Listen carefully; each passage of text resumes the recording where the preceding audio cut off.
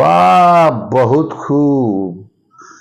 माननीय अखिलेश यादव जी, आपको गाय के गोबर से, गौमूत्र से दुर्गंध आने लगी। कैसे हैं आप यदुवंशी? आप बताइए 25 करोड़ उत्तर प्रदेश के निवासियों को, आप यदुवंशी हैं या कुछ और? जो कहूंगा सच कहूंगा, सच के सिवा कुछ नहीं कहूंगा। जहां सब मौन हो जाते हैं, वहां उठती है सिर्फ एक आवाज, केवल मेरे साथ ज्वलंत मुद्दा। हर मुद्दे पर एक आवाज। जब सब मौन होते हैं तो बोलता है सिर्फ प्रणम्य भारत, केवल प्रणम्य भारत।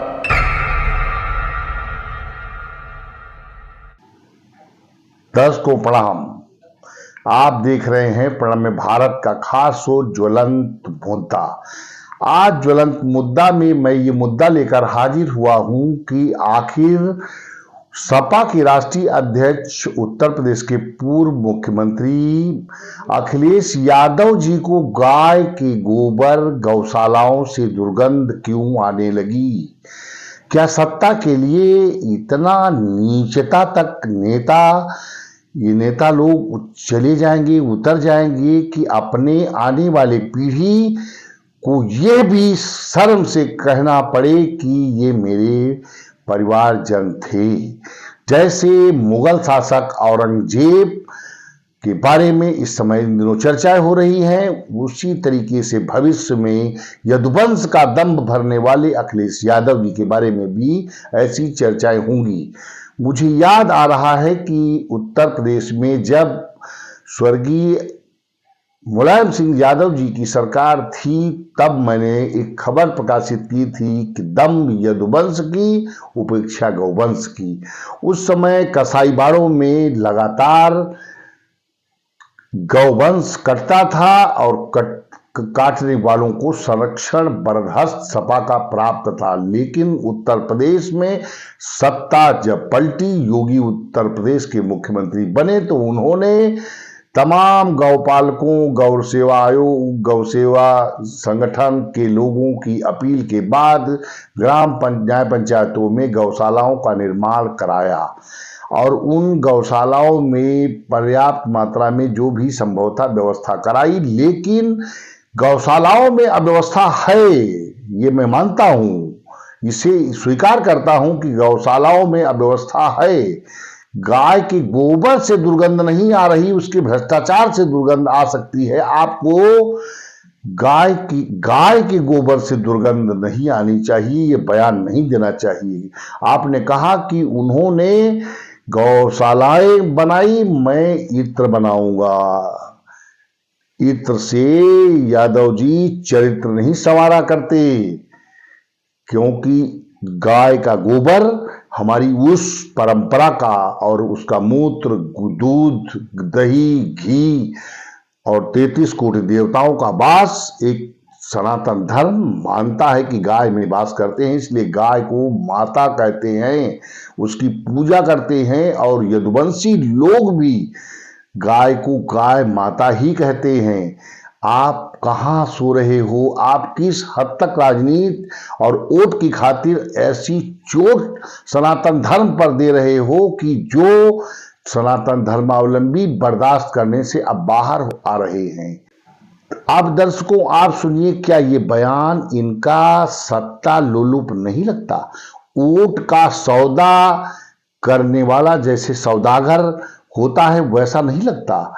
अरे आप गौशालाओं में व्याप्त भ्रष्टाचार पर आवाज उठाते, उत्तर प्रदेश की योगी सरकार को कटघरे में खड़ा करते और उनके भ्रष्टाचार को उजागर करते, बोलते, उसकी जांच की पहल करते, तो मैं आपको विपक्ष मानता कि उत्तर प्रदेश में अभी विपक्ष जिंदा है, लेकिन विपक्ष मर चुका है। विपक्ष के पास कोई मुद्दे नहीं है, तो वो गाय के गोबर से दुर्गंध उसे आने लगी। आपको मालूम है, इस आपके बयान से यादव यदुवंश भी नाराज है। अब आप जब गांव जाएंगे, गांव में घुसेंगे तो कुछ चंद जो समाजवादी लोग हैं उनको छोड़कर यदुवंशी भी नाराज हैं, सनातन धर्मावलंबी नाराज हैं, मुसलमान भी नाराज हैं, हिंदू भी नाराज हैं कि जो गाय को पालते हैं, उसका दूध खाते हैं और गाय के गोबर से लीपा जाता है आंगन हमारा आज भी गांवों में, और मूत्र उसका लोग दवा के रूप में सेवन करते हैं। और घी बहुत ही महत्वपूर्ण माना गया है, मक्खन। और भगवान श्री कृष्ण जी यदुवंशी थे, आप उनके वंशज होने का फिर कैसे दम भरते हो? या तो आप यदुवंशी नहीं हो, या हो तो आप स्पष्ट कहिए कि मैं यदुवंशी हूं। यदुवंशी अगर आप होते तो फिर गाय पर आप प्रहार इस प्रकार से बयान नहीं देते। इत्र से चरित्र नहीं मित्र संवारे जाते, इत्र से थोड़ी देर के लिए वस्त्र खुशबू आ जाती है, लेकिन चरित्र जब संवारने होते हैं तो बहुत बड़े त्याग और बलिदान की जरूरत होती है। कुल मिलाकर इस पर उत्तर प्रदेश के मुख्यमंत्री योगी आदित्यनाथ जी ने पलटवार करते हुए क्या कहा, आइए सुनते हैं। निराश्रित गोवंश समाजवादी पार्टी ने दिए और इसीलिए इन्होंने गायों को लावारिस छोड़ दिया था। देखा ना समाजवादी पार्टी के मुखिया क्या कहते हैं? कहते हैं गोबर से मुझे दुर्गंध आती है। ये है इनकी असलियत, यही है, क्योंकि गौ माता को कसाईयों के हवाले करते थे। हमने कसाईयों को जब भेजा जहन्नुम की यात्रा में तो इनको परेशानी हुई।